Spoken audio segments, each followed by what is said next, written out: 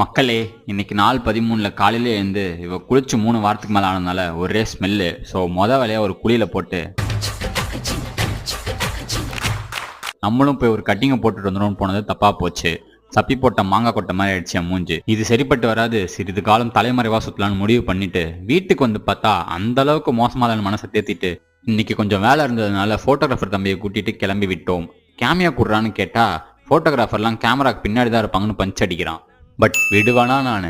பலாப்பழத்துல கூட இவ்வளவு ஈமிக்காதுடா அப்படின்ற அளவுக்கு டீ கடையில் ஒரு கூட்டம். என்ன எடுத்தல்ல இர்ரா உன்னை பழி வாங்குறேன்னு என்னை எடுக்கிற மாதிரி வேற எங்கேயும் எடுத்தான். பட் மாட்டிக்கிட்டான். இந்த கடையை பார்க்கும்போது எனக்குள்ள என்ன தோணுச்சுன்னா, 200 ரூபா கொடுத்து ஒரு மனுஷனால எப்படி காஃபி குடிக்க முடியும்னு நினைச்சிட்டு ஒரு 96 வைபு.